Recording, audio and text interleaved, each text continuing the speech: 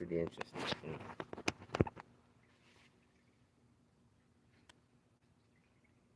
I feel like God is looking what's in the heart.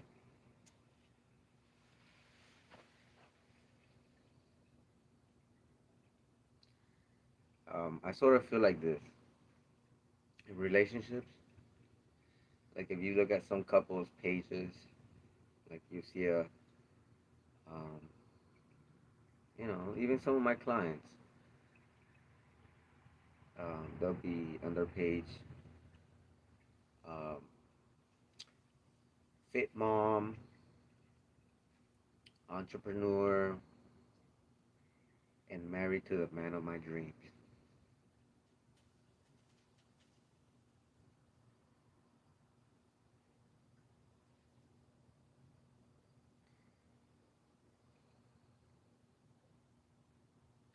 If 3 years pass by and you're in a relationship, and this woman that you feel it's your best shot. Before you aim too high, you had two bad marriages because you just aimed a little bit too high. Try to go ahead and don't worry about how physically attractive. Don't worry about if they're business savvy. Just find yourself someone with a good heart.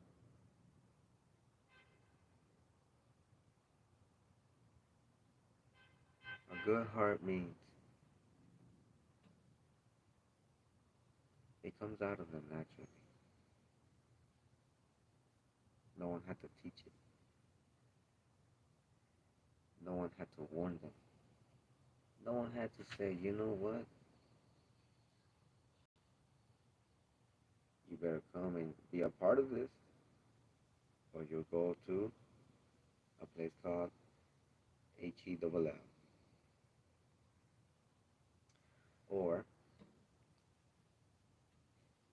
if you're part of this, now you got like this magic wand, and now you got like this genie in a lamp, and now you got a superhero named God. And because now you're on the right path and you're with God, now He can give you all the stuff you want. He can bless you. Those are two ways that God's like, what? Mm-mm, I'm straight. He knows the heart.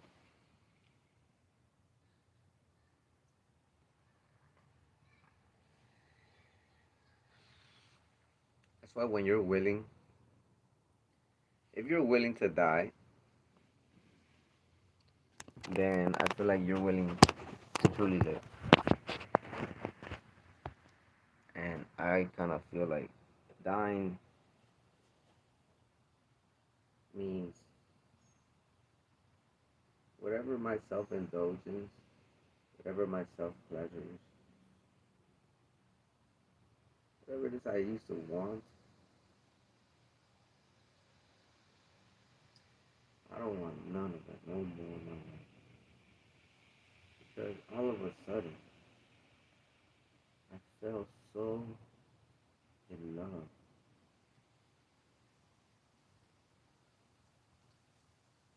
Not with an outcome, not with prevention of maybe punishment. So I was I wasn't in love because of a performance based relationship.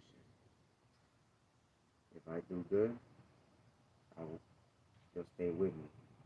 They won't leave me. Or so it's performance based. Or was it purely because I just felt this force inside me, this energy called love that I could not stop crying when I would be in his presence. if I ever knew, if I ever was in a situation where I knew I did him wrong, I shouldn't have done this, I shouldn't have said that, I shouldn't have had this attitude, and I come to him very, very humiliated.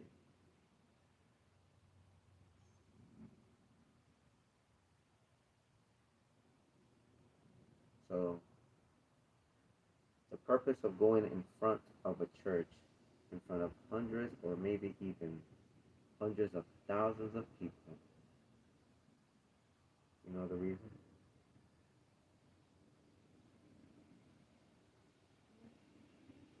So they can humiliate themselves in front of me.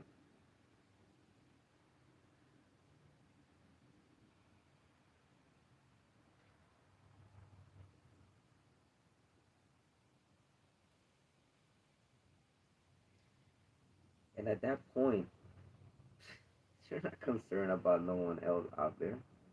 You're not looking at who's looking at you.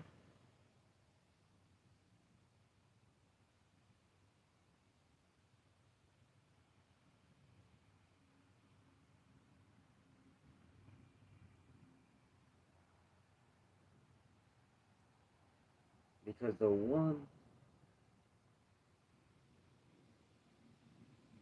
person that's just on your mind, but almost on your eyes, it's like a force. And and then inside of you, you just feel like this pain, like a baby, like,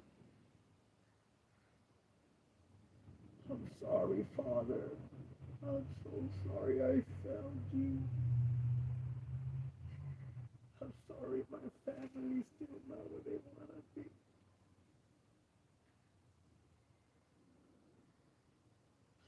Father,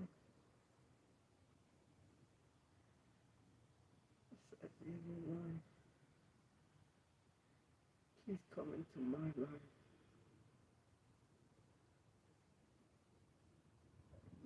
Lord, I need you. I want you so much. I desire you.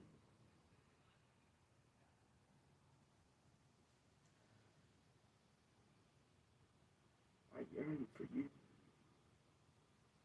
I want to think about you. I only want to serve you. I only want to be with you.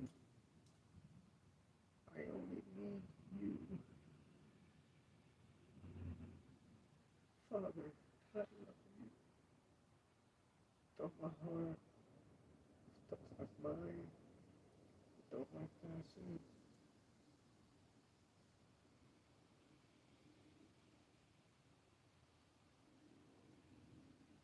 Thank you so much for loving me. Thank you for choosing me. We didn't find you, Father. We didn't give you the chance to come into our life. You, you gave us the chance. Thank you for coming into our lives, Father. Thank you for giving me the time, giving me your wisdom. Thank you for helping me just like you. People like you. Help me. I love you.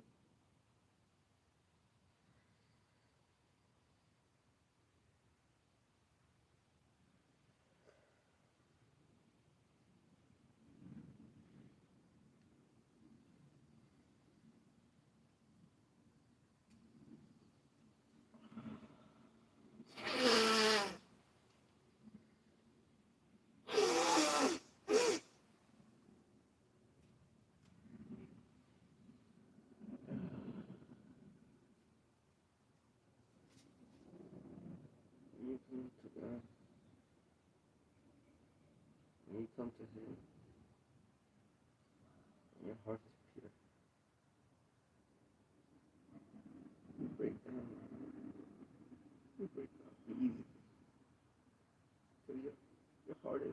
a rock anymore. You can sense if he's in pain because of something you haven't done or something you did, and if your heart is pure, he will know because of the way I am speaking right now and the way my heart is. That's pure.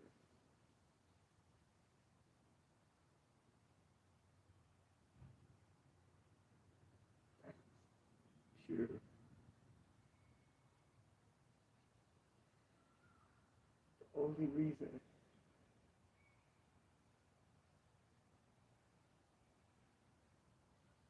he knows my heart is pure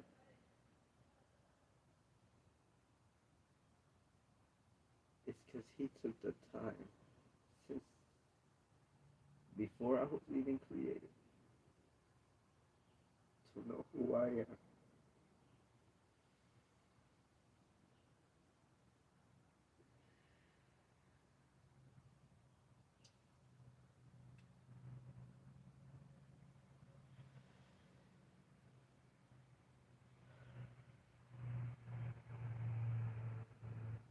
Because he really does.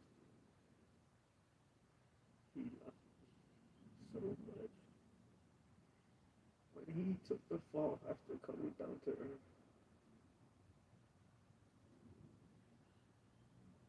he thought of me.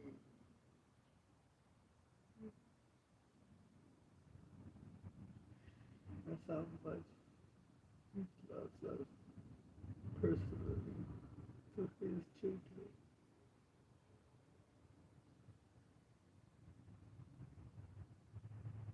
Everyone is a creation of God, but only few are his children.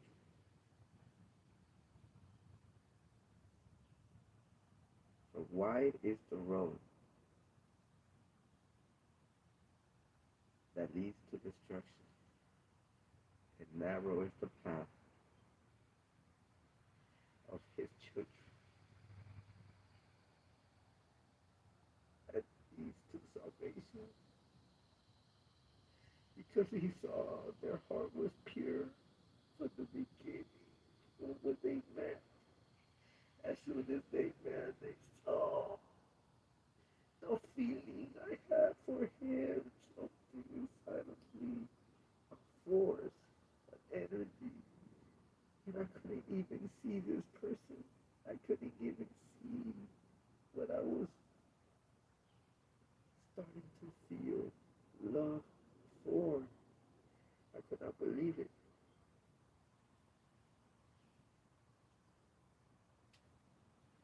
At that time of my life, I was getting kicked out, in and out of school.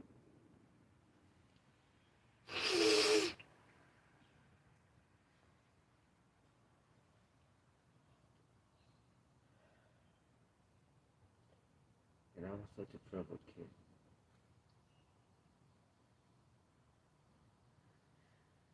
In other words, I did not deserve his love.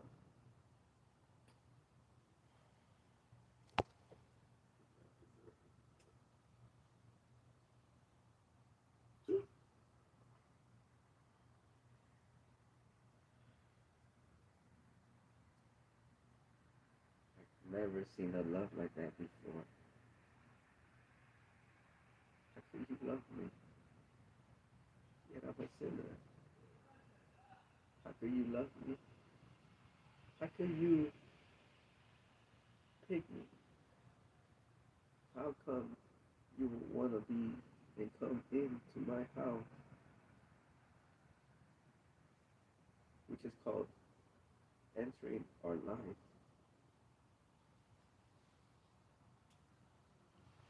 Why? If I'm this, if I'm not a church person, why? If I've been kicked out of public school because of me being a fighter, not because I was a bad kid, I was being bullied by evil people with you. I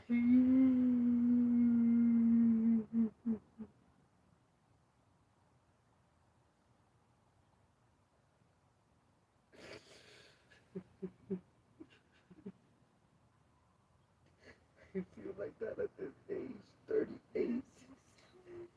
I feel like this at 38. At 38 years old. I feel like I got bullied. I got these evil people around me that they're causing me to now fight, and now I'm in school getting kicked out. They told my parents I was the worst person they ever seen in their school. I could not believe they said that to my mom. And my mom was in the office on the floor just crying, saying, God, why you gave me a son like this? They never took the time to get to know who their son was and what I was going through. They didn't know I had bullies around me. And in school, I was just trying to defend myself.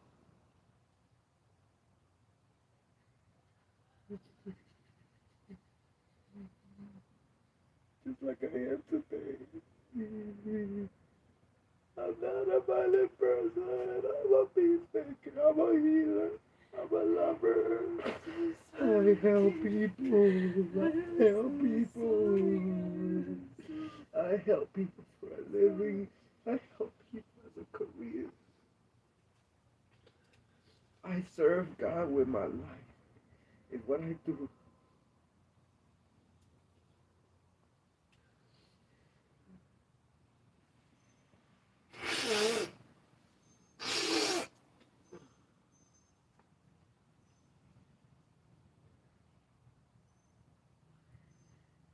I was like, God, I'm a sinner. I'm a violent kid. Everyone thinks I'm tough. Everyone thinks I'm bad. Why are you coming into my life and making me feel like this? I never met a love like that before. I never met someone that can love me so much because they took the time to really know who I am. And they wanted to get that out of me and make me who I am.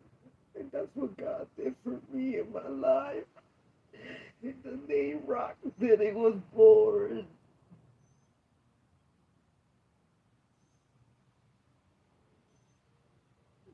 Yeah.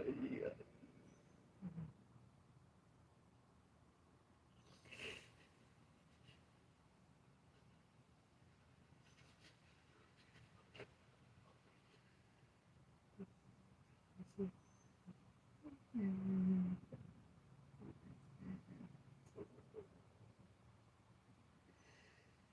You full of armor, Father. It just help me with the angels, Father, to be around me, to fight my fight for me, to destroy my enemies, Father. 1,000 will fall on my side, 10,000 people will fall on my right side, but they will never hurt me, Father, because I love you with all my heart, and you got my back, because my love is real and it's pure. I didn't need a year, or 2 or 3 years, Father, to let you win my life. I changed and transformed, and your spirit came inside of me, Father.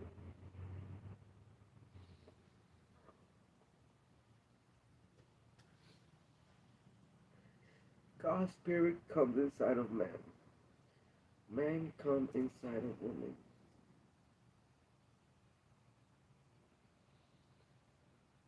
It's the same.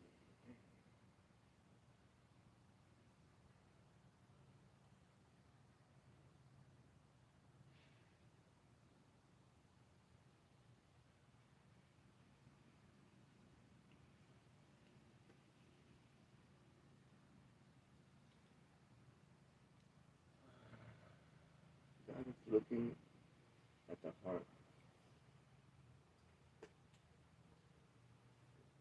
God is really looking at the heart.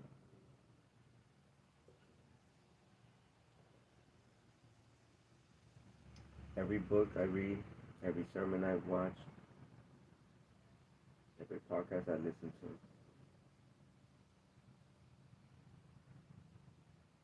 every every time I remember God speaking to me, every time I remember God's word,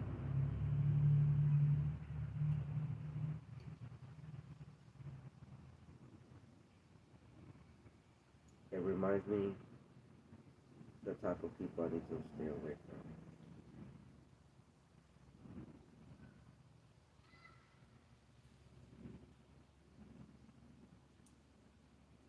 He will not force himself into our life.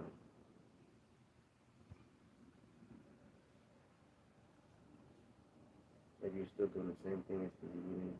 Okay.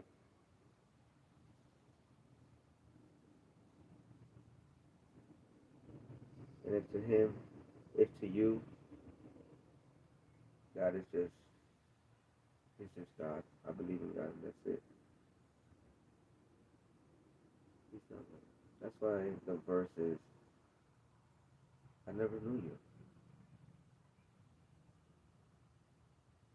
When you're in heaven, at the gate between heaven and hell, where you actually get to see what it looks like up there, and you're like, oh my gosh, this is so beyond any imagination can fathom of how glorious it is. And then you look right behind you, and there's a line. But then you look on the side of them, and it's like a cliff, like a like a the edge of a cliff. So they're literally on a really narrow road that if they take one foot to the right, they fall off the cliff. If they take one step to the left, they're getting off the cliff. And what's on the right or the left of that side of the cliff? What's down there? All you see is people. And hear the most nastiest and ugliest sound.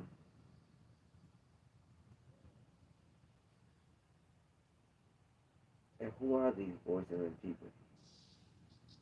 They're people that you knew, not just random people.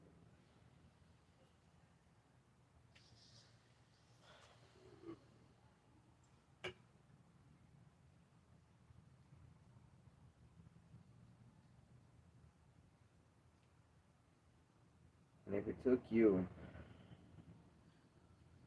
God convincing you, God proving to you, see what I could do?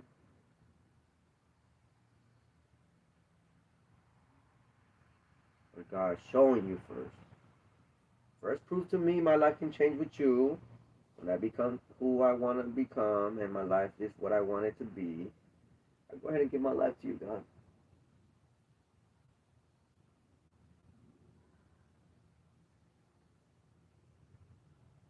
How do, how do you think that would have played out with God?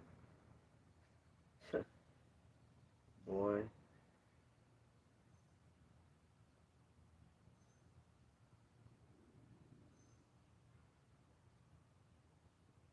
but I never had an ego like that.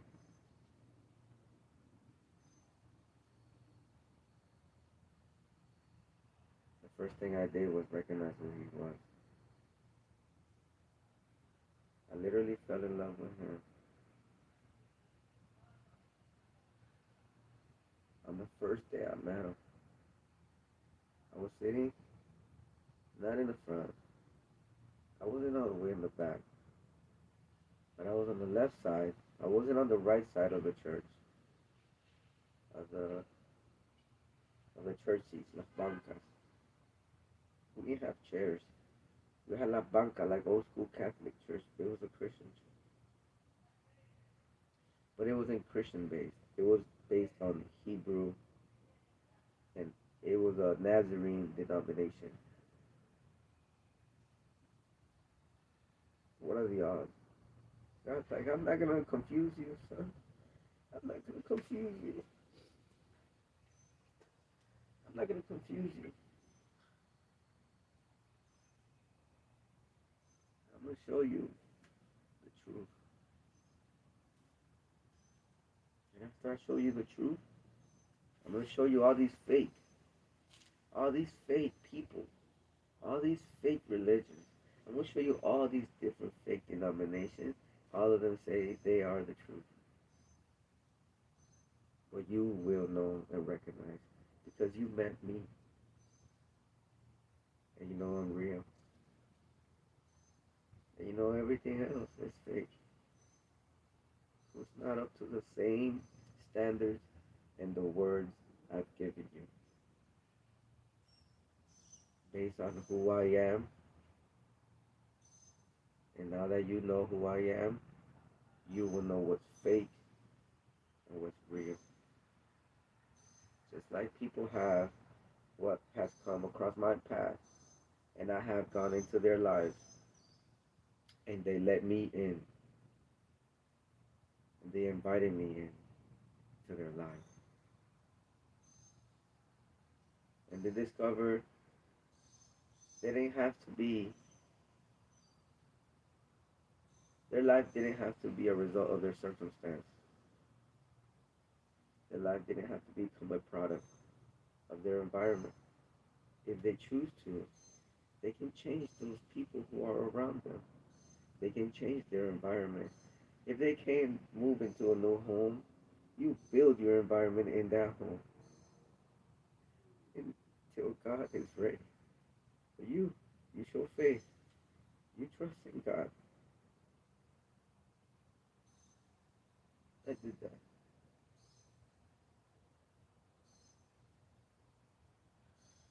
That's how I know how to handle it in terms of where I'm going.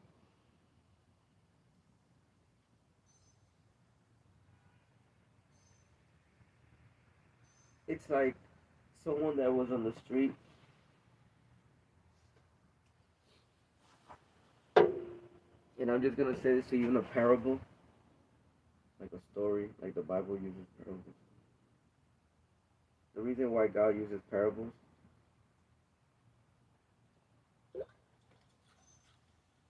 is designed as a tool God uses against lazy people he wants to keep away. It's a filter to keep away lazy people that he doesn't know.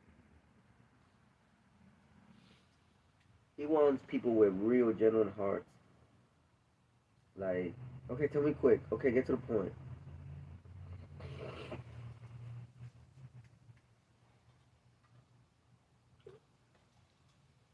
You think God would have done that with the Bible if that was him?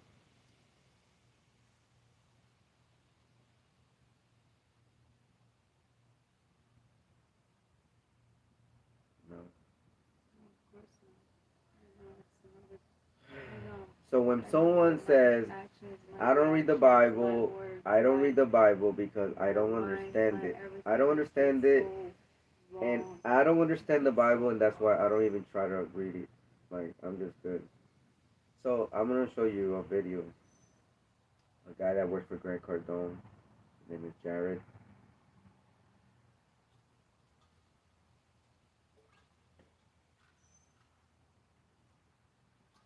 And he explains why. He says why some people are not willing to do the studies, willing to do the learning.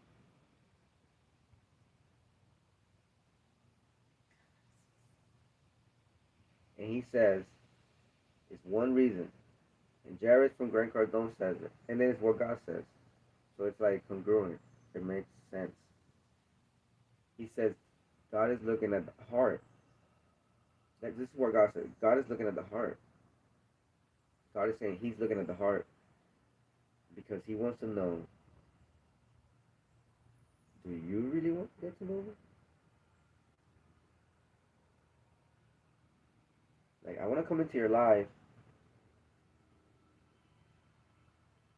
but I actually have a book I wrote. It's called the Bible. Are you willing to read that as soon as you meet me? Well, I have a book called The Reconnection to Life. It's done. I just kind of need someone to help me like compartmentalize it before I start paying people to help me with that, or ask people I shouldn't let help me with that. Continue helping me. People who are not interested in me because of who I am. People who never took the time to really get to know who I am. People who are interested to be with me because of what they can get from me. So because of that, I don't even want to have those type of people helping me. So I need to get rid of that person helping me with that, which was at that case someone from Ecuador. Two people from Ecuador.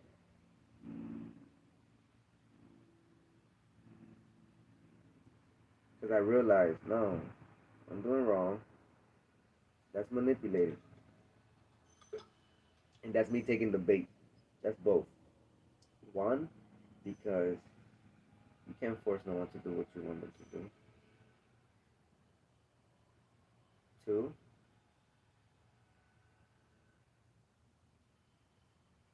um,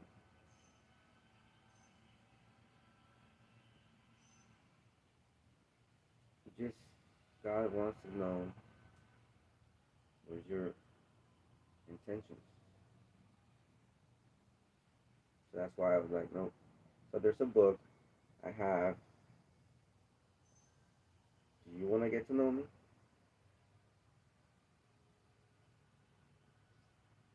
Some people are not willing to do the studies, to do the learning. People don't care.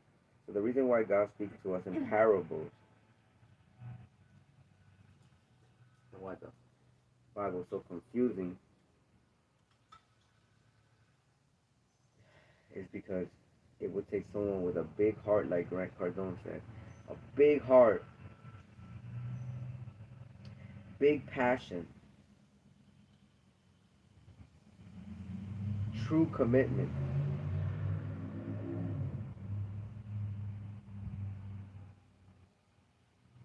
to willing to pick up that book called the Bible,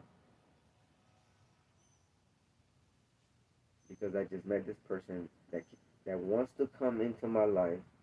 He chose me. He found me. He found me. I didn't find him. I didn't pick him. He picked me.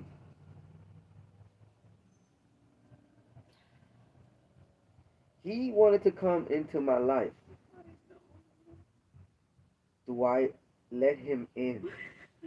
Do I get to know who he really is? Do I get to know the word, his book called the Bible?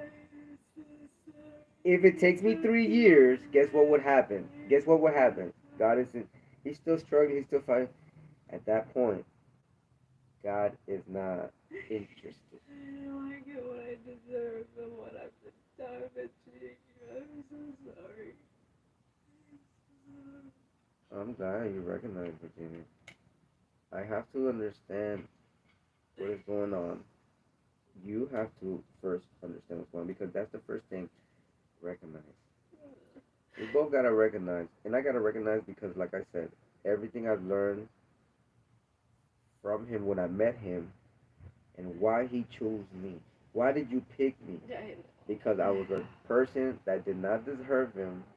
Yet, when I came to him, when he came to me, I went all in. I went all in. Like I was up earlier than ever in my life.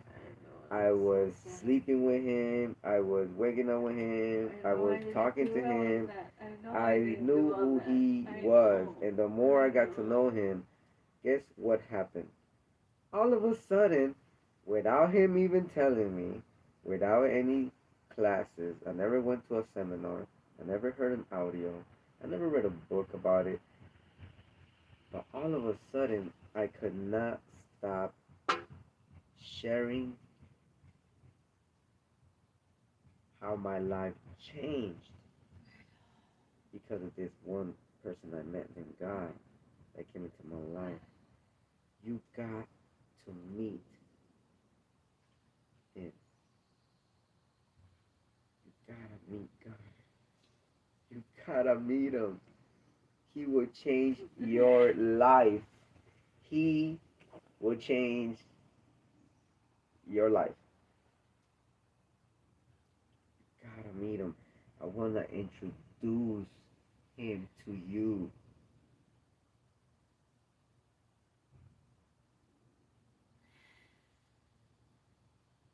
God has shown me how to see what's fake and what's real. And I agree, and I know that you recognize. But you remember what happened when Judas was on that tree? Not on that tree actually. Judas, the betrayer, the traitor, Judas was roaming. I'm gonna show you the video. As a matter of fact, Judas was roaming. Look, he was roaming, right? Like after that happened, like after all those years of, you know how long he was with him? How long was he with him? Let me see if you know him. Let me see if you really know the person that created you. I don't. I don't. You don't know him? It's been 3 years.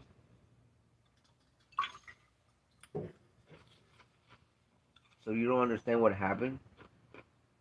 Do you know why? Uh, um, you know how long Judas was with him? No, no, no. It's not. It's just simply about what your mind and your heart is No, at. it's so horrible not getting to know him, not getting to know my creator, not So knowing let why me. he gave me an extra chance. Why? He wanted to come into your life. Yeah, I know that's how many men feel in the lives of women when they try to force themselves into them, and they just treat them like they're a nobody. And if I introduce you, you are a nobody. And it might take some time for my own family to even know who you are. And yeah, years later, Oh, my family doesn't even know me. three years later, 3 years later, how long was Judas hanging around with the master? Oh, they don't even know me. Can I ask you how long? No, my family doesn't even know me. Our family doesn't know each other, us, because they haven't taken the time to want to get to know us. It's not about you. They did not take the time. If they don't take the time to know who you really are, it's not on you. It's on them. But if that's the same thing that God is trying to tell us, we have to take the time to want to get to know Him. In that case, so that's why, you know, you, when I say it, sometimes their own family don't even know the man, and that's because they don't think he's the man. They're not. That man is not the man of her dreams. That's for sure. Because if it was, it would be like the relationship I've had with God. So what ends up happening is that God is looking at the heart because 3 years. Listen, 3 years has passed. Can I say something? Judah, the traitor,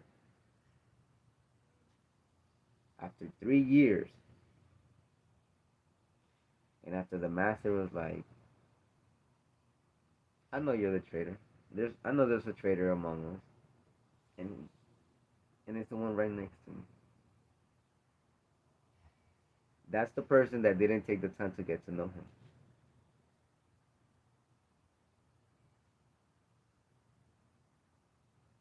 I have a book. Oh yeah. That's the person that really genuinely, in front of other people, he wasn't really saying who he really was. Just like you haven't said who I really am. That's a traitor.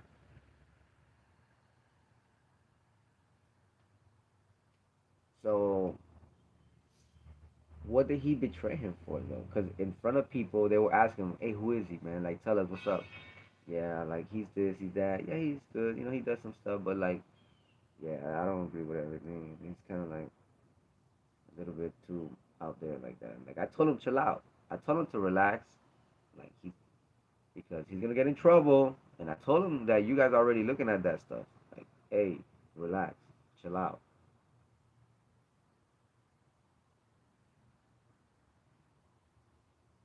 You are disrespectful. You are offensive. These are the words they used against our God.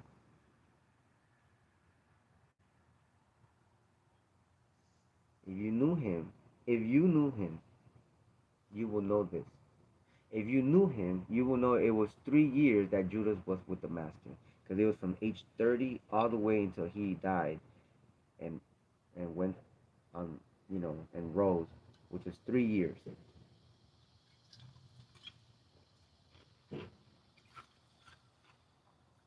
It takes a big heart, a lot of passion, a lot of commitment and honesty for you to get to really know him. And in front of people, you say who he really is. What did Judas say? Judas didn't say who he really was. Judas was 1 foot in, 1 foot out, saying, I've been trying to tell him relax.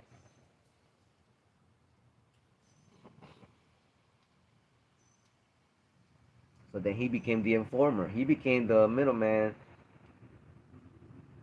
instead of being the voice, instead of helping people come to him, instead of seeing those other people who were the elderly, see who the master really was. He was almost like neutral about it.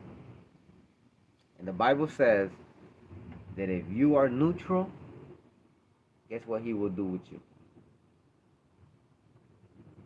It's called lukewarm.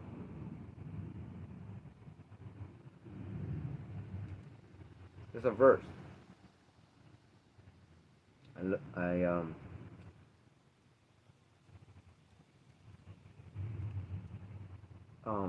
there's a verse that I was telling you that is Revelations 3:16.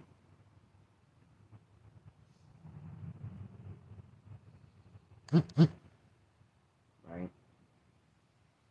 The reason why it's so important to look at the facts, to look at the actions, because God is looking at the heart, the intention.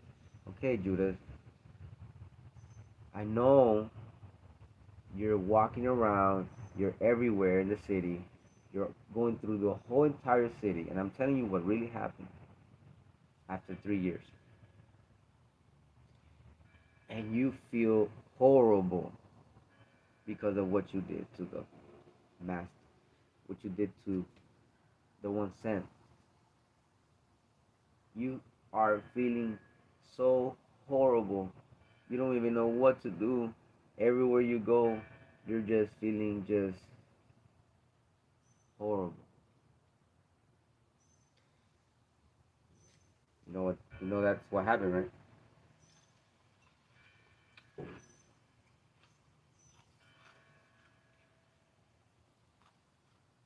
And what ended up happening is that he felt so horrible that he became demon possessed. Demon possessed. In the movie, The Passion of the Christ, I invite you to watch that. You'll understand what happened with Judas the traitor. After being 3 years with the one sent from the Father,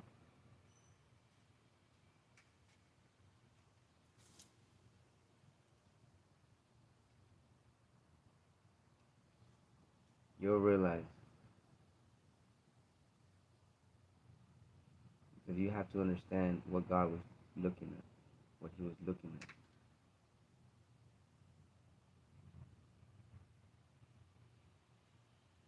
He killed himself after he became demon possessed. I invite you to watch the movie The Passion of the Christ so you could understand everything I'm saying.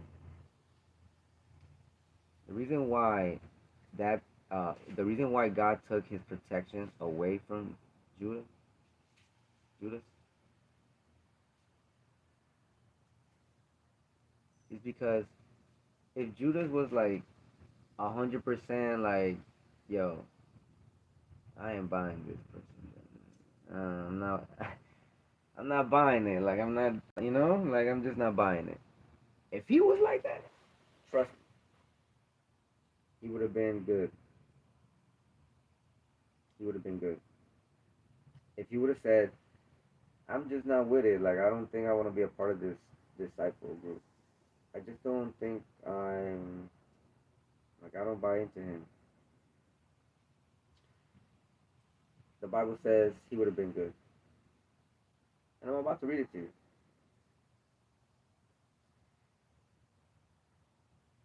If he would have gone in 100% and get to know who he really was 100%, and his heart was really there for him, and in front of others, who do you say I am? In front of men, who do you say I am? When you mess up, are you going to humiliate yourself in front of men? Are you going to feel this pain in your heart, like the pain I had in my heart when I come to God? Or, hey God, I'm sorry for earlier. I know I messed up. You got that down? All right, cool.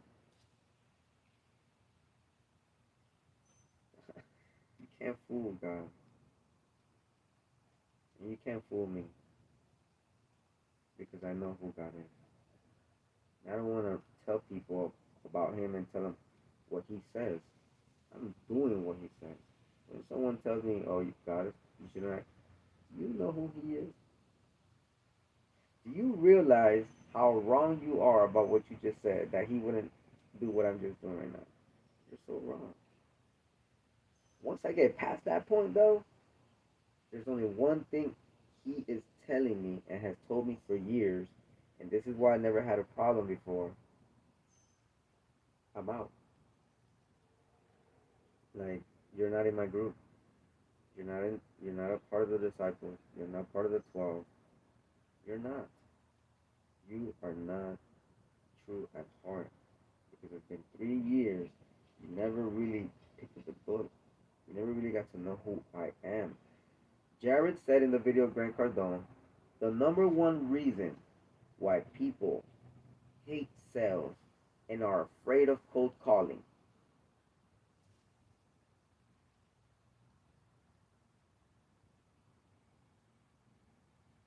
is because they never took the time to truly learn it and understand it. I'm like, God just talked to me from every angle. Every angle He's trying to tell me. If they don't really love you, if they don't really want you, guess what? They're not going to take the time to understand you. And because of that, now you got an issue. They didn't really want you. Now you got two. They didn't really want you. They didn't really love you. There's no real passion or honesty. Like they didn't really buy into you. They're part of your team, so now they're like Judas, lukewarm. And like I'm part of it, but it's like I'm not buying into him. I'm still in this thing, but him, I don't. I still doubt, have fear, because I don't trust. Jared said the number one reason why people hate sales, because if you look at what are the most hated jobs in the world, sales is number one. The number one reason why people hate sales and and have fear, going back to you saying I have fear, I can't trust, and have fear because they haven't taken the time to truly learn something and understand it. So when the person says, "Yeah, I have issues trusting someone," have you Did you in 3 years take the time to really know who he is? Or were you like Judas throughout the whole time being cynical? Because even though you with him, I still doubt it. I still doubt him. That's being cynical. Cynical about the person you're with, cynical about the opportunity, cynical about the seed, cynical. That means you thinking bad about that person or that seed opportunity because you never took the time to really know who he was. So guess what? At that point, I can't keep disobeying God because Judah was lukewarm. The reason why I'm telling you I can't disobey God is because God is gonna do this for me. I'm not gonna do it. I'm not gonna kick you off the team. I'm not gonna kick you like out of my life. I'm not like that. I would have left you a long time ago and found a way to go back to Miami and just start back home. Like you don't understand.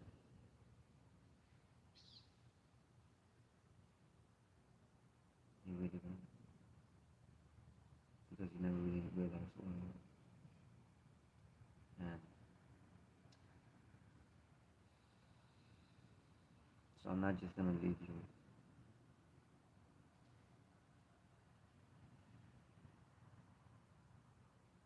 Meaning, no, wrong. I'm not just gonna kick you. From my life. That's what I said. I'm not just gonna kick you out of my life. I'm not gonna move. I'm not gonna revenge, Virginia. Anybody out there that has ever done any wrong to me, I never took revenge. Guess who did? No, but guess who did in my case? In like my personal life, when people have come against me because of them putting it out there and not really letting people know who I really truly am, and because others were talking bad about me and tarnishing my reputation and making my own family and people think I was not who God really called me to be. Those people are in a really bad torment. The word is torment because our spirit lives on, like our soul lives on forever, you know. But that soul will continue to be in torment because realize that the way hell works is the tormenting of the mind.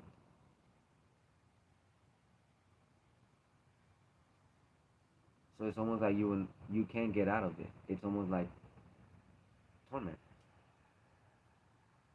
That's what hell is. Do you understand what type of torment um, Judas must have felt after 3 years and realizing I've been killing this man right here. Like I've been actually killing the person sent from God.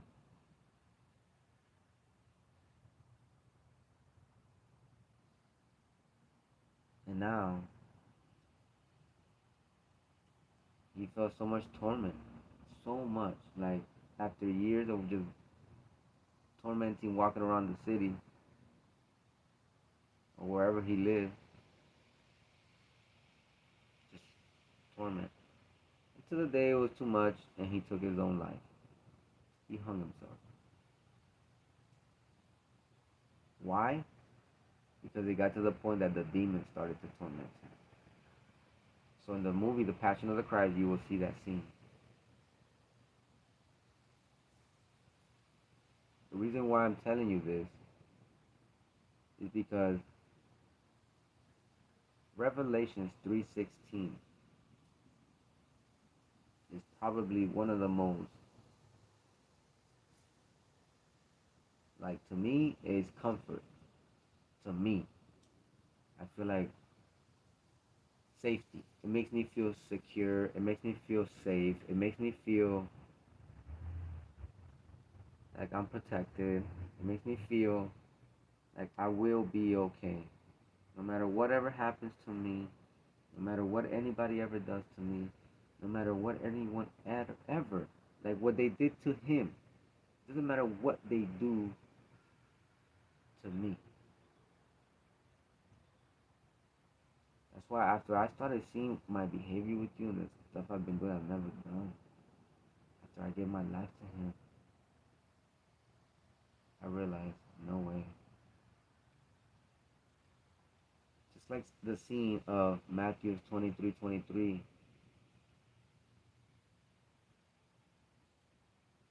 You brutal vipers!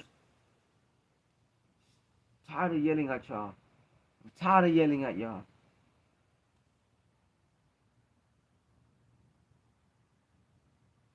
I'm just tired of yelling at you. Because I care enough. I didn't care. I would have been like, yo, get rid of them. They're gone. That's it. He didn't. That's why it's called the passion of the Christ. So, do you think the passion was about just coming here, hey, peace be with you guys, and just walk around the world? Hey, you sick? Let me heal you. Hey, never talk back. Hey, never raise your voice. Hey, always be okay. Just be very, very submit. Just don't just. And then that's not what he said. He says, don't get angry. He says, he says, be slow to anger. This is why I'm at that point. This is why I'm at that point where I'm like, okay, what's happening? Temperature check, self analyzing. Um, what am I becoming here? Who am I? What's rock? You know this game better than anybody, bro. You teach this game. You know the stories. You know the Bible. What is wrong?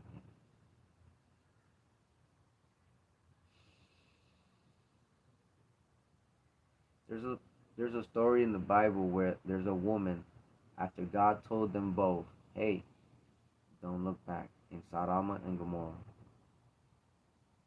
Sodom and Gomorrah, then she didn't do that. She turned around because of she was afraid. She had fear, and God said, you better not turn around when y'all do this. Y'all better not turn around when y'all do this. If y'all turn around when y'all do this and don't have trust in me and faith in me, you out. I'm done with you. What happened to that woman in Sodom and Gomorrah?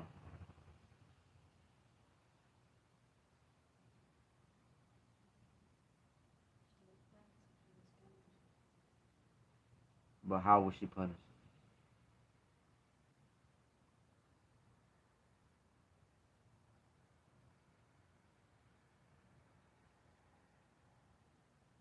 God is seeking the heart. He doesn't, what men see that looks righteous to man and looks blanco, he sees what's real deep in the heart.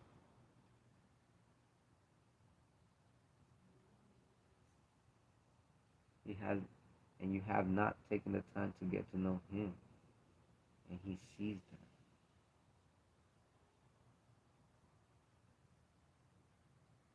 That is the only thing he is looking for. Do you know where leadership came from? It comes from God. Do you know where recruiting people and creating disciples comes from? It comes from God.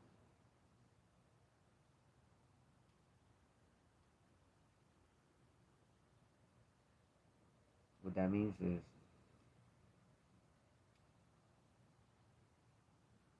reasonable results in reasonable time.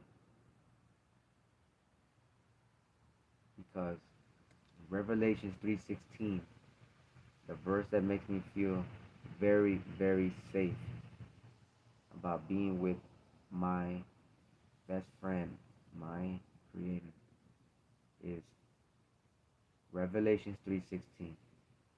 So, because you were lukewarm, you were neither hot 100% nor cold, out. I am about it says about to spit you out of my mouth.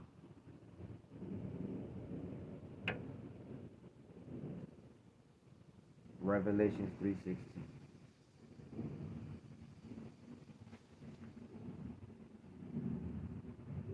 That's the importance of understanding leadership.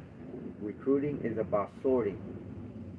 Is the first thing we learn, which is be 100% in, find people that are 100% in, find people who are interested in you, find people who are interested in what you have to offer, is the number one thing.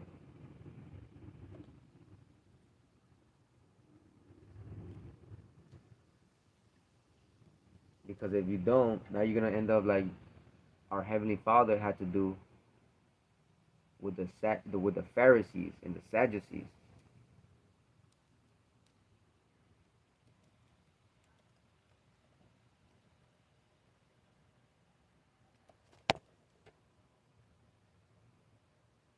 You know,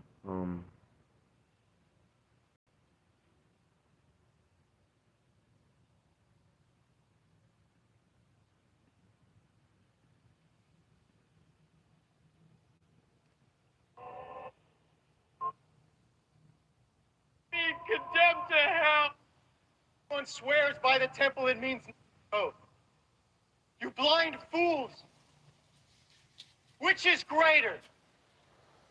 The gold or the temple that makes the gold sacred?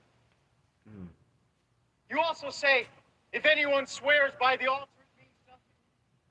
But if anyone swears by the gift on it, he is bound by his oath.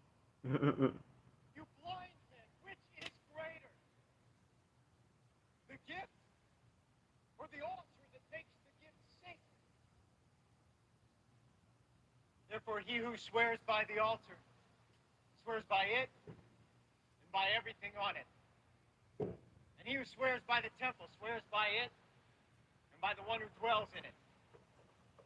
And he who swears by heaven swears by God's throne and by the one who sits on it.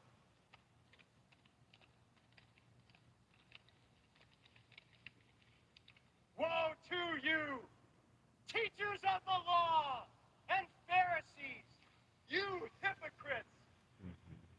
You give a tenth of your spices, mint, dill, and cumin, but you have neglected the more important matters of the law: justice, mercy, and faithfulness. You should have practiced the latter without neglecting the former. You blind guides! You strain out a gnat, but swallow a camel. Woe to you, teachers of the law and Pharisees, you hypocrites!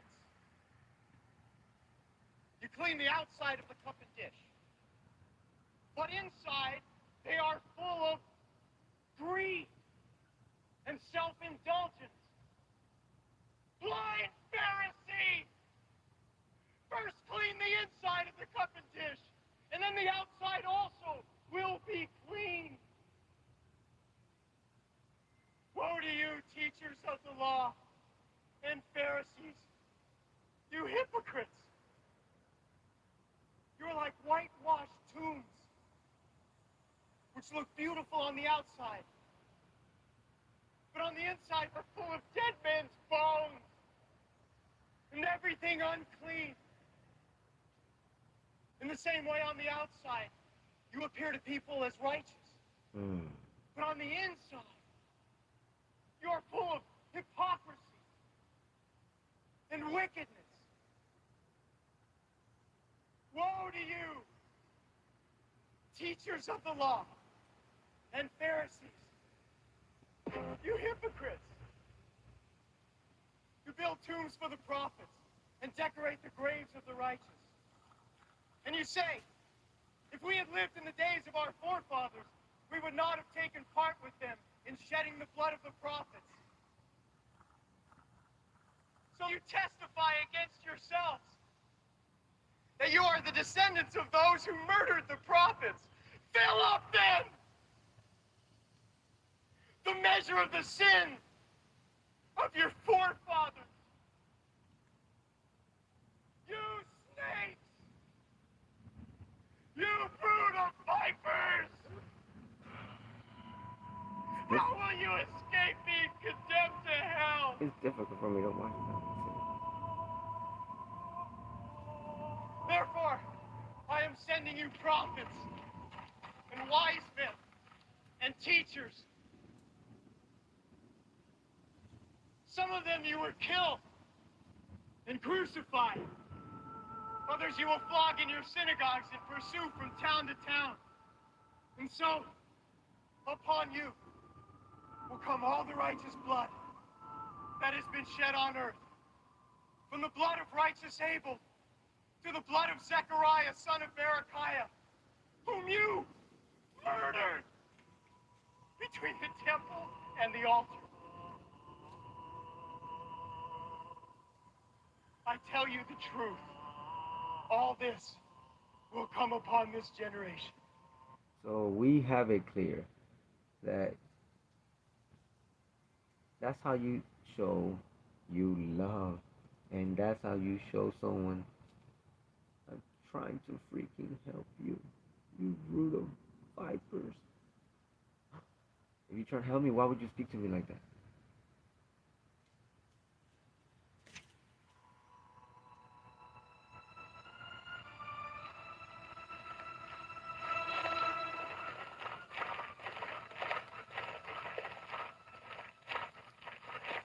He came to say the truth. Oh, Jerusalem. Jerusalem.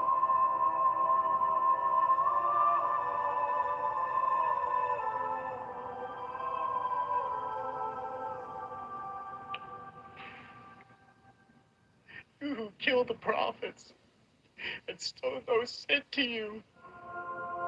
How often I have longed to gather you. He's not crying. He's not yelling at them because he's just a mean person yelling. He's yelling because he's hurting.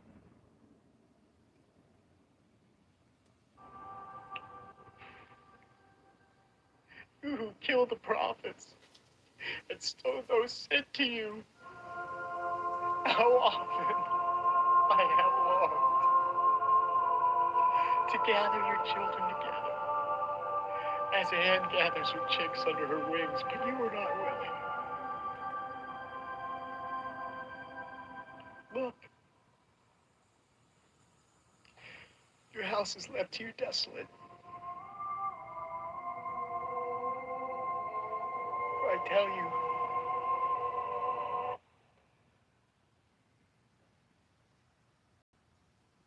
This video right here. Say, at understanding sorting. Now, what I'm going to say is going to be funny because some of you think you understand, but you don't. It's the first thing taught, but it is the hardest thing to learn. Now, I learned this skill early on. That's why I became a master at whatever I do. But I got trapped. Trying to, thinking, wait. I know you say you're not, I know you're saying you don't have to go. I know you're saying you don't have to go. I know you're saying that. Like, everything is saying no. But I think you do have to go. You know, maybe we can figure out, sit down, go to lunch, get to know each other, and maybe we can find out if there is that goal. That is my mistake. No, you need to go fast. You don't see it from the beginning. Shoo, that full force connection. Keep it moving. Interesting Li- Listen to this. is I say that, but some of you think, well, I'm good at sorting. I don't, what you're saying doesn't, I'm good with sorting. But everyone can get the first part of sorting perfectly. It's when people say yes. If you ask somebody to become a customer and they say yes, no problem. I don't think anybody in this room will have a problem with that. If somebody says yes to looking at the opportunity and yes to joining, I don't think any of you have a problem with that. That side of sorting is easy. The hard part of sorting is the other side. You know what the other side is? When someone says no. Mm. And this is where human nature drives out the training. Yeah. Human nature is you take it personal. Why? Because maybe it was your friend or a family member that rejected you when you asked them to become a customer. And you started buy thinking into about me. all things you did for them. Maybe somebody said no to your opportunity. You take it personal. Why? Because maybe it was your friend or a family member that rejected you when you asked them to become a customer. And you started thinking about all things you did for them. Maybe somebody said no to your opportunity and you took it personal because you took personal offense to how they made you feel about you going into your own business. And by taking it personal, The reason why we take it personal is because we didn't do what we learned first. Keep it moving. What the Bible says. actually sorting, listening to the yes and no, instead of separating the interested from the people that are not interested, instead you debate, you argue, you fight. Does that make sense? And all of a sudden the emotions get stirred up, and instead of having somebody walk away where you just simply sorted them out, instead you actually built an adversary. And here's why that's dangerous. Because if you're talking to your will market knows other people that you know. Yeah, my and if family you create and an friends. adversary by not listening to what they say, they're going to walk behind your back and say, hey, guess what? Has Mike approached you about that thing yet? And by the time you start approaching other people in your will market, they've already heard that you're coming, and they have this pre-idea of what you might be promoting, and then they kind of reject you before you even get a shot. See, in this business, the first thing taught is we say, we sort, we don't sell. That's the first thing taught. Hardest thing to internalize because human nature always gets in the way. But let me tell you why it's so important, because sorting is the key to creating momentum. Do you know the number one reason why people don't succeed in this business is because they spend all their time with the wrong people. And when I say they spend their time with the wrong people, it's not because the people that they're with are bad people. It's just they're not interested in doing the business. They're just not interested in And that. some of us are pretty persuasive. Some of us can actually convince somebody to do the business when they don't really want to do the business. And you spend time with the wrong people. And that's when the expectations you're thinking, nah, I think they do have to go. I know in the beginning they say, I saw that they didn't have to go, but I think they do now. Because I'm being persuasive and it seems like they're coming around. Say they spend their time with the wrong people. It's not because the people that they're with are bad people. It's just they're not interested in doing the business. And some of us are pretty persuasive. Some of us can actually convince somebody to do the business when they don't really want to do the business. Not the man you of her spend all your dreams. time with the wrong people. Have you ever wanted this business more for someone else than they want it for themselves? Okay, that means you're not a good sorter. Because sorting is not only listening to what people say, sorting is also watching what people do. And watching what people do speaks louder than what they say. So just because someone says yes to the opportunity does not guarantee that they're the right person for the business. They might be the wrong person for the business because they're not doing anything. And a person that says yes and does nothing is worse than the person that says no, because they rob your time.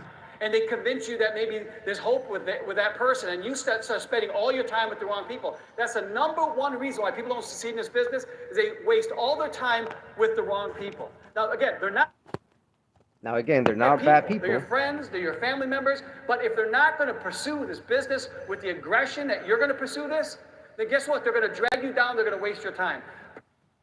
Professional coaches for whatever sports team, their job is to win. If they don't win, they lose their job. True or false? True. Okay, All right, guys. So we got it. We learned the lesson for today. Just wanted to share that with you guys as ready to jump into this pool. But just understanding how to really find out, how to know people's real true hearts. I think it's very important that we ask each other that question, so that we're not spending too much time with the wrong people. It's about sorting. Don't spend too much time with the wrong people. In the beginning, everything should come out natural. From the beginning, you should already know. And into me 1%. When you are committed when you're honest, when you have passion, when you have a big heart for something, right?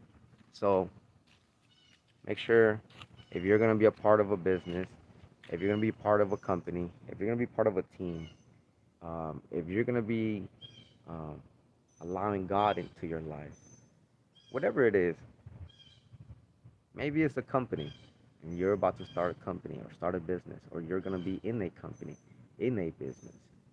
Just make sure you go in all the way, 100%.